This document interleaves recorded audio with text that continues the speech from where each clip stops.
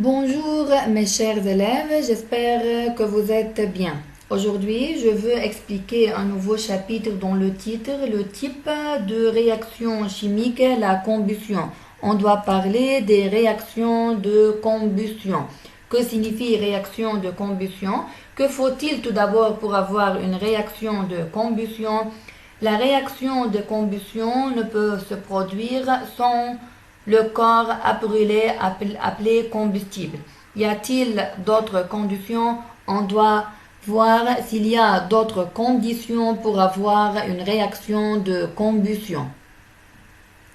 Donc, les objectifs qu'on doit étudier dans cette activité ou bien dans ce chapitre, qu'est-ce qu'une réaction de combustion? De quoi nécessite la réaction de combustion?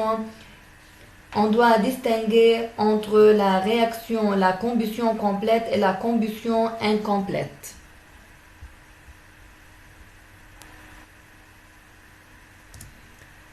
Tout d'abord, dans une centrale thermique à flamme, on brûle une ressource fossile. Charbon par exemple, gaz, fioul, et on récupère l'énergie thermique qui est la chaleur. La chaleur produite permet de créer de l'électricité.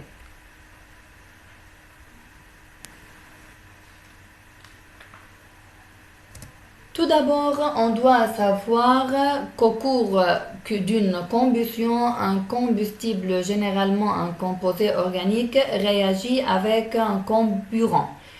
Donc, la réaction de combustion ne peut se produire que s'il y a un comburant, un combustible et une énergie d'activation sous forme de chaleur, par exemple. Donc, dans cette partie, vous devez bien lire les documents dans vos livres à la page 84-85 pour savoir pourquoi le dioxygène est-il nécessaire à la combustion.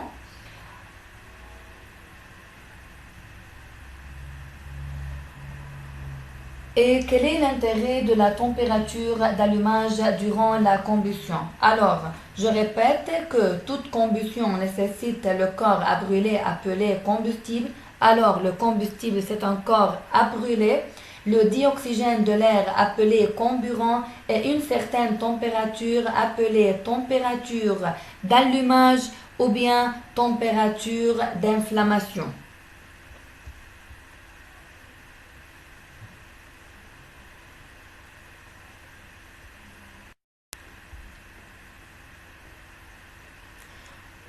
On doit noter que la réaction de combustion est une réaction chimique qui dégage de l'énergie sous forme de chaleur.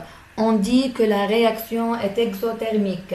Alors, la réaction est dite exothermique quand cette réaction se produit avec dégagement de chaleur. Dégagement, c'est-à-dire libération. On peut brûler des solides comme le charbon, bois, papier, carton, des liquides comme essence, fioul, huile, des gaz comme les gaz naturels et la butane, des métaux comme le fer et l'aluminium. Et il ne faut pas oublier de noter que la réaction qui se produit avec absorption de la chaleur est dite endothermique.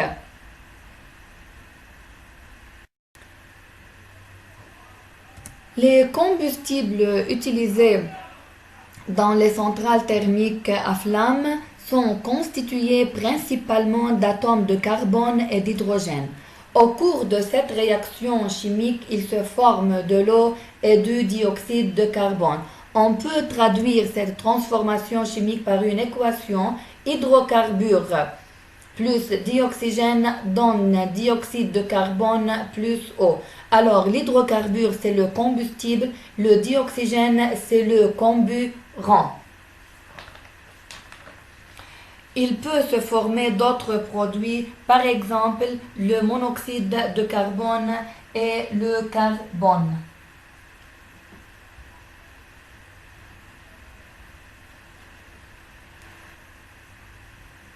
On doit distinguer maintenant entre la combustion complète et la combustion incomplète. Ce sont deux types de combustion. La combustion complète, c'est lorsque la flamme devient bleue ou bien lorsque la flamme est bleue, la quantité de dioxygène est suffisante. Et lorsque les produits obtenus durant la combustion d'un combustible sont le dioxyde de carbone et l'eau, alors la réaction de combustion est dite combustion complète.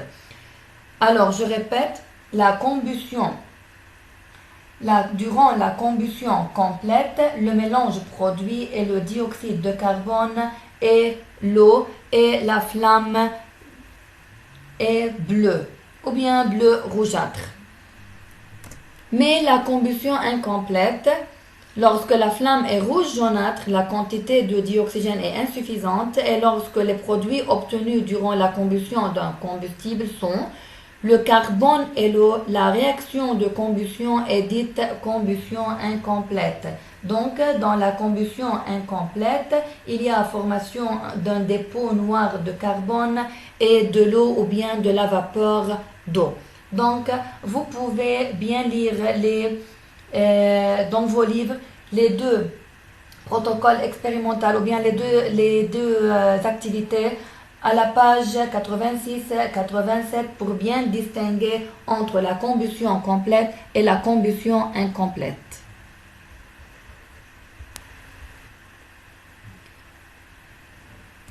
Ces documents représentent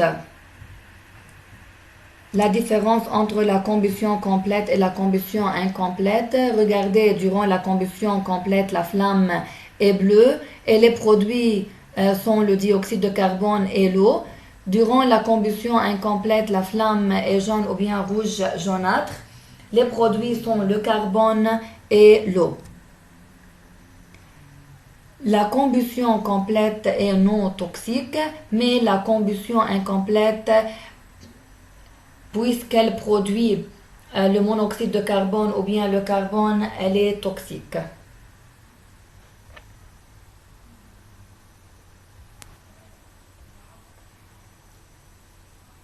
S'il vous plaît, mes élèves, retenir les règles 1, 2 et 3 et les recopier sur le cahier et n'oubliez pas de bien lire les activités dans vos livres à la page 84, 85, 86 et 87.